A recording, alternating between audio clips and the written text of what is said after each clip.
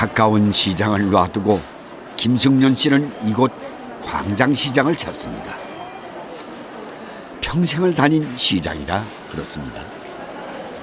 이거 필요 없으시면 필요하신 거예요? 주시는 대로 그 정도는 우리 알아서 주시니까.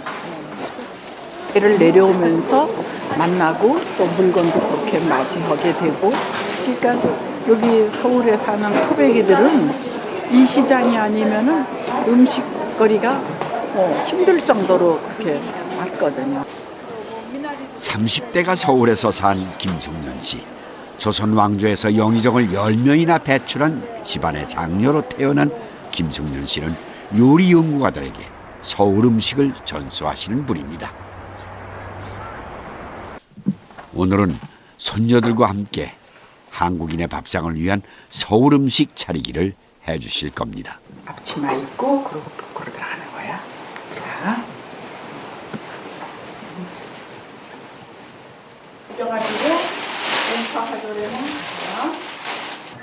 아, 네, 이건 대파 같습니다. 겨우내 길렀던 운파예요. 그래서 이렇게 노랗게 해를 안 보이게 해서 길른 것이 운파거든요. 근데 예전에는 이 운파라는 게 움 속에다가 넣어서 해를 못 보게 해가지고 이렇게 노르스름하고 이렇게 속에 살이 찌는 게 원칙인데, 이게 지금 요 정도로 된 것이 운파예요. 이 정월달에는 운파를 이용해서 떡국도 쓰고 또 운파국도 하고. 운파는 움에서 겨우내 기른 대파입니다. 땅을 파고 지푸로 먼저 덮고 그 위를 흙으로 덮은 겨울의 식자재 창고였죠.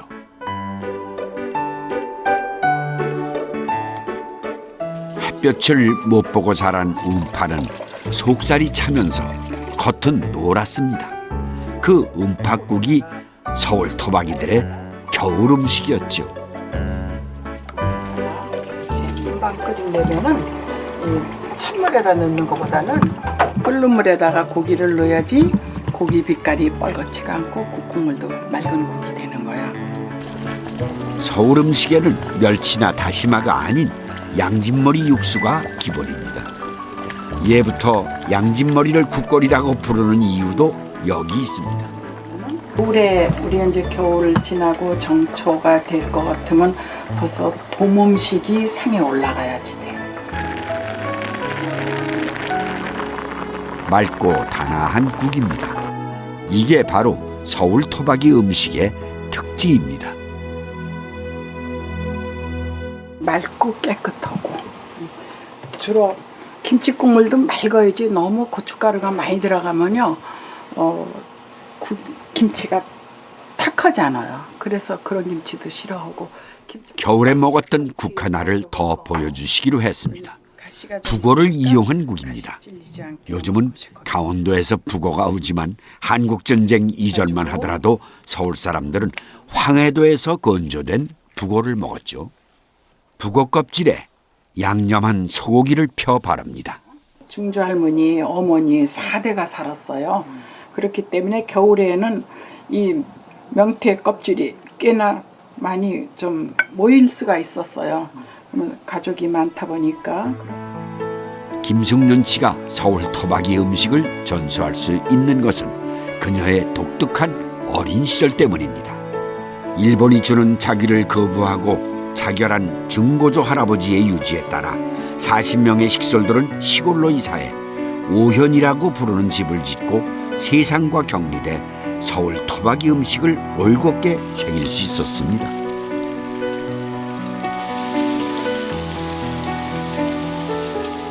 손님들이 밤에도 오시고 뭐 낮에도 오시고 저녁 때도 오시잖아요. 그럼 우리 친정 어머니께서 항상 이런 걸 하셨어요. 아주 그냥 가는 손이라 너무 일을 많이 하셔서 손이 다 이렇게 삐뚤어졌어요. 이렇게 너무 그런 걸 하셨어요. 지문은 물론 없고 지금 나도 지문이 없는데 뭐. 어디요? 여기 지문이 없어. 외국에 나갈 때 지문 찍으라고 그러는데 이게 안 나와요. 나는 공항에서 지문 찍은데 안 나와. 높은 담안에서 집안 여자들은 북어 껍질 하나도 버리지 못했습니다. 노란 북어와 육수의 빛깔, 그 결에 맞춰서 파도 연한 빛깔로 넣었습니다. 화려하고 자극적인 음식이 아닙니다. 맵고 짠 것에 길들여진 지금 사람들에게는 좀 심심한 그런 국입니다.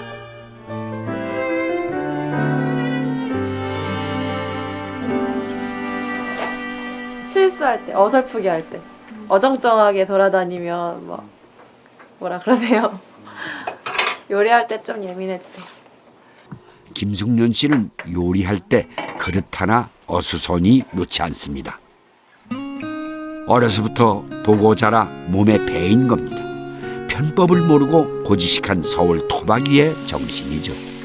그 정신이 있었기에 이 음식이 있는 건지 모르겠습니다.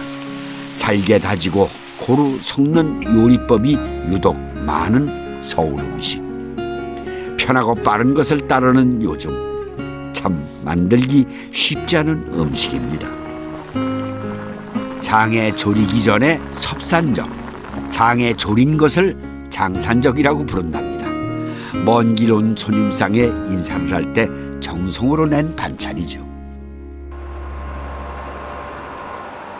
김 선생님, 안녕하십니까.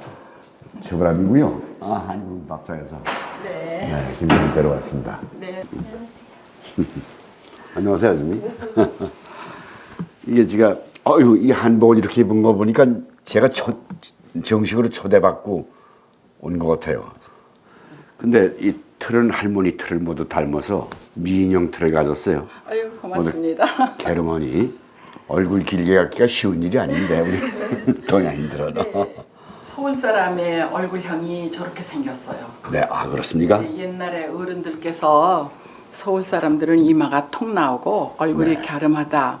원인이 어디에 있느냐 그러시면 얘기를 하시는데 삼각산이 있고 북악산이 있고 요 사대문 안에서 태어난 사람들은 얼굴이 저렇게 생겼대요. 나도 그렇고 그렇다고 서울 사람 얼굴은 그렇게 생겼대요. 넓적하지가 않고. 제 경우는 누가 얼굴 보는 사람이 네.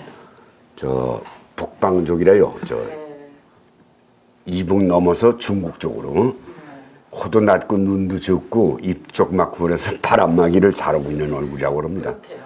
그래서 저는 북방족이지. 주시는 겁니까? 음식이 벌써 떡국입니까? 하셨는데 떡국이 아니고요. 어글탕이라고. 어탕. 네.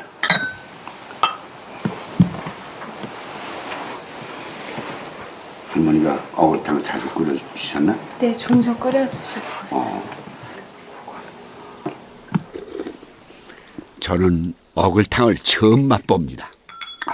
이 순수한 맛을 아주 오랜 시간 찾아내신 것 같아요. 네, 아주 그 맛이 굉장히 있는데 어떻게 표현할 수가 없는 거, 뭐 짜다, 구수하다, 뭐 이렇게 경지를 넘어서셨어요. 국도 맑아요. 김치 국물도 맑듯이 좀 슴슴하고 국이 좀 맑을 겁니다. 어쩜 이렇게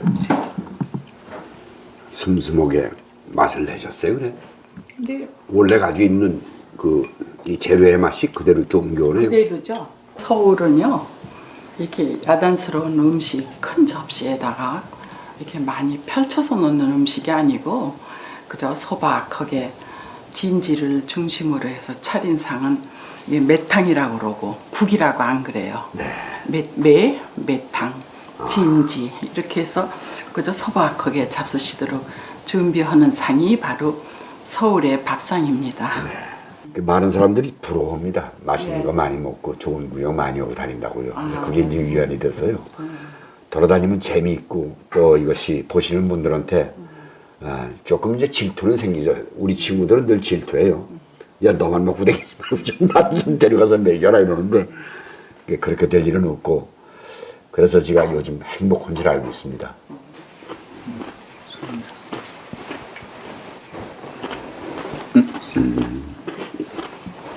숭늉으로 먹어도 되는 겁니까? 네, 숭늉으로 이제 입가심을 하시고 거기 밥이 조금 들었거든요. 네. 그거는 이 누룽지를 수저로 떠서 잡수시면은 딸이 잘 산대요. 그래서 딸 잘 살라고 하는 의도에서 이렇게 숭늉해서 꼭 이게 밥을 건져 잡수시고 그러고 수저를 놓으십니다. 네.